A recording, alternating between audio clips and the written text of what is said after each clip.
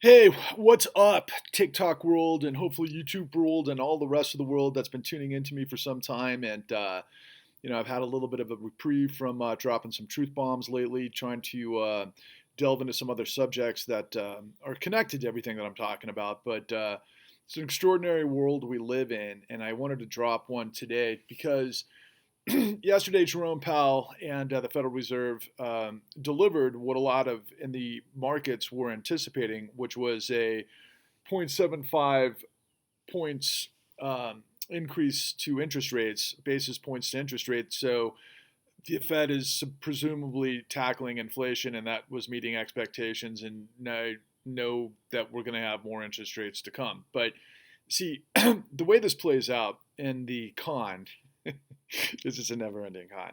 I mean, the stuff that I'm involved with right now in a new project is actually going back to the era of when I graduated from high school, which was 1987. So between 1987 and 1995 ish, we were in the midst of what was known as the savings and loan crisis. So thousands and thousands of savings and loans across the country went belly up because they got involved with a control fraud madness that, as it turns out, was completely parallel to everything that's come since, and ultimately what we reveal on the con, which deals with the era of the 2008 great financial crisis, and then ultimately everything that's come since that's leading us to today. And as a result of yesterday's Fed, uh, you know, uh, uh, uh, decision to hike interest rates and try to tackle inflation and that sort of thing.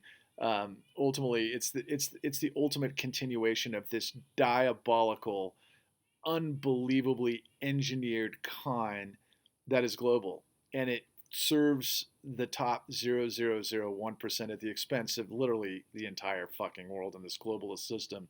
And I know that's stuff that appeals to Trumpers and deep state and all of that other stuff, which I am not even remotely associated or part of. I think they're the worst race to the bottom sort of amalgamation of this system gone awry. I constantly refer to it as the new robber barons, which would be, if you don't know anything about the robber barons, I mean, they were like the Rockefellers and the Getty, not Gettys. Getty would be years later, but the Rockefellers and uh, Carnegie and the train. I mean, Vanderbilt and so on and so forth. Those guys had pretty much complete control after the Civil War and the Industrial Revolution, and then of course it wasn't until Teddy Roosevelt created trust busting that the United States government started to revert back to a government of by and for the people, which led to decades and decades of populist movements that came from the labor movement, the women's suffrage movement, the environmental movement, the civil rights movement, that all kind of coalesced after the Great Depression and the great in the New Deal, which was FDR. And history repeats itself. Like Mark Twain says, it doesn't repeat itself, it rhymes. But this whole situation, guys, is it's insane.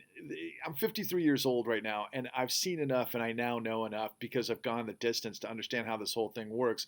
And it's not rocket science; it's corruption. Okay, it's corruption by a bunch of diabolical, dastardly bastards that are like the worst, Bond villains that you can possibly conceptualize. But it's reality. And it would incorporate like movies that I grew up with. I mean, my God, The Godfather. Remember when they got all the judges, right? I mean, that was some pretty intense shit. Not to mention, of course, Goodfellas and that sort of thing. But, I was always aware growing up my entire life of the criminality of the mob, and drug dealing and everything else, and it was like, okay, those were sectors of the economy and things that happen, and if you got involved, okay, you could run the risk of losing your life, and maybe you risk drug dealing and all the ways those things could manifest and play out. I mean, one of the best fictional depictions, of course, is Breaking Bad, and of course Walter White, and the whole gets blown up by the economy, gets cancer, and he decides to become this crystal meth dealer who rises to the ranks of being the devil, and he was a fucking hero in the process. But I mean, it's insane how important it is to make money, right? But at the same time, is how do we make money? What is the ultimate what is the ultimate confluence of the things that create scenarios to where people make money? And and I've always been my whole life surrounded by professionals because I come from an upper middle class background where my dad was a professional, and you grow up around doctors and accountants and entrepreneurs and successful people, and that's the American dream, right? And that's what I thought was normal, and all of that stuff was based on the integrity of law, right? But I was always aware of like the outliers, like the criminality and the drug usage and all of that kind of stuff. And what I underestimated growing up in the 70s and really, quite frankly, the 80s is the sort of like the centuries, if you will, of kind of a class structure of a system. And in the United States, I mean, I hate to admit it, but there's always been this struggle over, basically what constitutes plantation owners, the Confederacy, or robber barons, right? In either case, I mean, there was a lot more liberty, I guess, under robber barons or opportunity than there was under, the plantation owners. But they were all about absolute exploitation, and they led to monopolies of one form or another. And so there's always this balance. There's this ebbs and flows of like, what happened in the relevant revelations of what I was saying with Teddy Roosevelt through FDR is that government got a control of corruption and monopolies and ultimately tried to create a competitive atmosphere, and that's what the whole thing is set up to do. Quite frankly, the Federal Reserve created 12 regional banks so that we wouldn't have centralization. But in 2022, we have absolute centralization because the Fed operates on behalf of, quite frankly, the banks, and the banks being within New York, which is the financial system, which is global. And over the course of the last 10, 15 years, we have seen now evidence, not just of what we show in the con, of massive global corruption, right? That created everything that we show in the con at www.thecon.tv is the methodology of which created this madness that ultimately the goddamn Federal Reserve has been purchasing through quantitative easing toxic assets for now 13 fucking years. Okay, it's all sawdust based on bullshit. But the middle players got involved and they got themselves rich. What do you think happened after COVID? Right? You remember when all of this real estate market went through the roof, and it was like, okay, there's not a lot of inventory, and people have expendable income, and all of a sudden everybody's buying real estate, and it's like, was that because everybody had more jobs and there was this dynamic, thriving economy, or something slightly different? Well, if you're scratching your head because what I'm saying is true, you got to watch the fucking con. You got to get hip to what the story is. You got to get hip to what's going on because I'm literally in the midst of all of the stuff that took place in the 80s and the 90s that are, it's ebbs and flows. You got to think of justice as like, lies and deception, we all know, can get around the world faster than the truth can get its pants on, right? But we live in a situation right now in 2022 where literally lies and deception and diabolical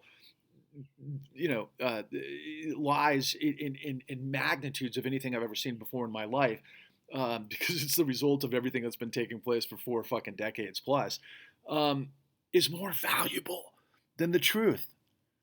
I get people sometimes that ask me, "Hey man, how can I see this thing for free?" And we do have a free option, and I'm kind of a loose guy here. I'm like, okay, you go to the library and you can watch it on Hoopla for free, but there's a reason why people spend money on things. And in our society, unless you're invested, unless you actually are in, it's not real. It's not.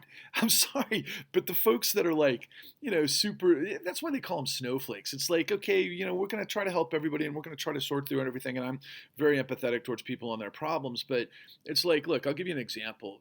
I think if you are an alcoholic and you fucking wipe out and you get in the car and you train wreck somebody and you kill and murder somebody, you should go down for fucking murder. Okay? You had all sorts of problems that led to that situation. Am I empathetic that things could have happened? Yeah, but you made the fucking decision to get in the car and you went and accidentally killed somebody. So I believe in cause and effect, and I believe in consequences for people's actions. I mean, that's the only way society can function.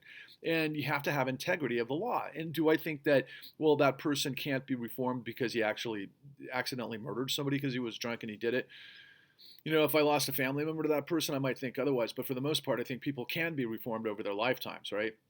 And I do believe in reformation and everything else. And I think life is just a river, and that sometimes we're up, sometimes we're down. But as a society, this stuff goes back to, and I think that a lot of people get in the weeds because they want to blame it on the Rothschilds. There's some, man behind the man that, is puppeteering everything. And, for the longest time I was like, yeah, that's all bullshit. It's maybe cultural. It's people that follow incentives and that sort of thing. There's a little bit more of a pragmatic outlook on why people do what they do. But that doesn't negate or, somehow disassociate the fact that we've had a smash and grab sort of behavior through Western capitalism going back to the 1700s. I mean, that's the entirety of the English Empire, if you want to know the truth. They go in, they get, like let's say in Africa, that have rich resources. They get them to trade in the English pound, and then ultimately they go bankrupt, and then they get these, leaders that are over a barrel, and they get them corrupted. They pay them off to basically give the English Empire, all of their natural resources, and they make themselves rich in the process, but they turn all of their people into slaves. That was going back to the 1700s, and quite frankly, of course, the United States came out of that, and we created, the United States of America, predicated on, 3 separate branches of government, so that we wouldn't have absolute, control or corruption, because absolute power creates absolute corruption, right? And that's the whole situation. And the founders knew that, and we tried to create, balance of powers between the legislative and the executive and the judicial branches. But in 2022, they're all under the same thumb because we've enabled legalized corruption, but it's still corruption, right? You can have dark sources that pay for people to run for office, and if they run for office, you get the revolving door, and people make the decisions to look the other way, so that there's no enforcement for white collar crime, and that's all we're talking about. And so ultimately, we get back to the beginning of this whole thing, and it's like Jerome Powell yesterday says, okay, we're gonna kick up, interest rates 0.75 basis points. Okay, great. We're gonna start tackling inflation. It needs, the sort of expectations of the market. But then if you look at the market today, it's through the roof. So, I mean, it's just descending like fucking crazy. And ultimately, for those economists that say that the economy is, the real economy is not tied to the stock market, fucking bullshit. I mean, come on. It's the goddamn Fed is operating for the market, and then the market influences what happens with the economy. It's not the other way around. The market doesn't chase what the economy does. It's what creates the economy. Okay, that's what we've been doing for decades now. That's the ultimate revelation or realization of neoliberalism and financialization through all of these different smoke and mirror tactics, which is when it gets more complicated, it just becomes bullshit.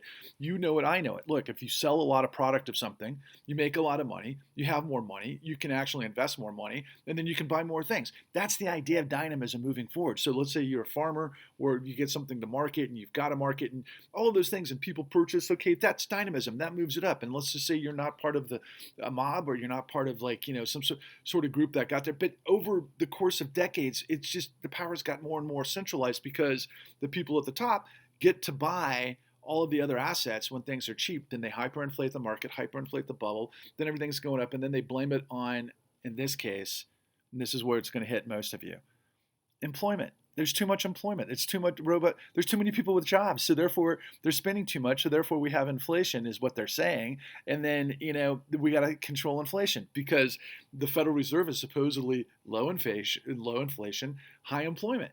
Okay, but no, it's not, because it's about protecting the assets of the very rich. So let me ask you this. If they bought up all the toxic assets after 2008, that's quantitative easing. They gave the money all to the people that should have been blown up the first time, because it was a complete criminal racket. And then ultimately you get to the end of this whole fucking routine, and you get, this hyperinflated market since COVID. Because again, fiat currency put so much liquidity in the system through the managers, which were the asset managers and the private equity and the hedge funds and so forth, and that just served the markets. And they bought all the assets and they hyperinflated, and that's where the real inflation is. I mean, there's certainly supply chains, because of globalism is an absolute monster in its own right, but and same with our continued dependence on fossil fuels in Saudi Arabia, and then ultimately, we're in this situation. But the way the masters of the universe work is they pump it up, pump it up, pump it up. It gets to a high point, and then they crash it, and they pick everything on the cheap. That's what they're doing again, and it's because you don't understand how it works, and you don't understand that it's illegal, because it's based on criminality, deceptive acts and practices, ultimately. And we don't have enforcement within the government, which is the only entity powerful enough to rein in corruption because of the corruption that has overwhelmed the system. It's what I continue to tell you day in and day out. And until you get hip to it, you're going to be a victim of it. And they're counting on your ignorance. They're counting on you to be stupid. They're counting on you to be lazy. They're counting on you to go watch fucking some stupid, I don't know, Kardashian or All Star Wrestling, or buy something that Trump's selling. And Trump, my God, Trump is the ultimate All Star Wrestling embodiment of all of this stuff, and he doesn't give a flying fuck about you. But the bottom line is, he's this perfect guy to be like, oh yeah, it's the deep state and it's all of this stuff, and I'm going to stop it and I'm going to fight it. No, he's not. He sold you down the river like everybody else. And am I against Trump all things? No, I'm against the fucking deep state like you guys are. And the deep state is this corruption I'm talking about. That is financialization. That's the deep state. And by the way, yeah, the CIA is on it. They have to be. There's no question. I know the CIA operates with this shit like all over the world, where they smash and grab just like the East India Trading Company did back in the 1700s. Yeah, that's an imperial power. Is that what the United States is supposed to be? Are we supposed to be an imperial power, or are we supposed to be liberty and justice for all with the integrity of law? This is the same fight that's been going on our entire history. Now it's our turn to actually have to step up and lean into this and purge corruption. What I'm telling you is that the value of lies and deception at this moment are worth infinitely more than the power of truth, because you are sitting on your ass, because you are reacting to this whole thing, because you think you're getting a piece of this, or somehow that it's going to work out for you in your favor. If you're young to this game, if you're just coming up in the system post 2008 and you're becoming an adult, you're a fucking mark. Unless you're born into the system, which makes this an aristocracy. Look, I'm kind of bouncing all over the place and I'm going on and on and on, but I hope this is actually impacting your intellectual curiosity so that you can actually get on board, because everything I've been telling you is the truth. It's Thor's truth. It's Thor's hammer. Why aren't I a sellout? I don't know. I should have sold out a long time ago, because it's like I look at this madness out there and I'm like, nobody gives a fuck. Nobody gives the fuck about the truth until they're on their own, island and they're about to get drowned and they're desperately, crying for help. Do I feel bad for that person? Yeah. What I'm trying to reach, though, are people that aren't pussies. I'm trying to reach people that aren't, grifters, that aren't liars, that aren't cheaters, that aren't villains. I'm looking for good people that actually are warriors for justice and believe that the United States has to be the shiny city on the hill based on everything that our goddamn society has fought for decades. And again, I'll finish up with this. I mean, come on.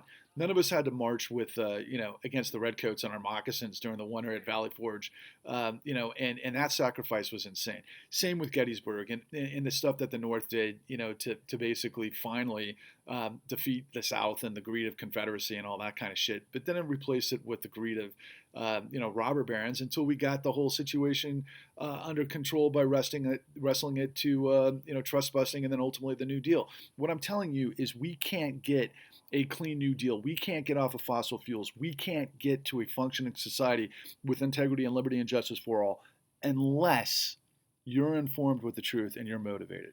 We've got outlets now. We've got the Justice Party. Hashtag the Justice Party. Check it out. Join us. Be a part of it. And then ultimately, you got to watch The Con at www.thecon.tv. And you can also, I hope, like and subscribe Patrick Lovell Truth Bombs The Con on YouTube. And we got to build a movement. And it's honestly a lot better and smarter to build a movement when you're on your toes than when you're on your heels. When you're already buried, it's harder to dig out of the rubble than if you've got a chance to stop it before it fucking hits you. And it's coming. It's going to come for most of you because that's the way the system is set up. It hit the apex, right? Based on all the fraud and deception that I've been telling you about this whole time. And now it's going to collapse on your head.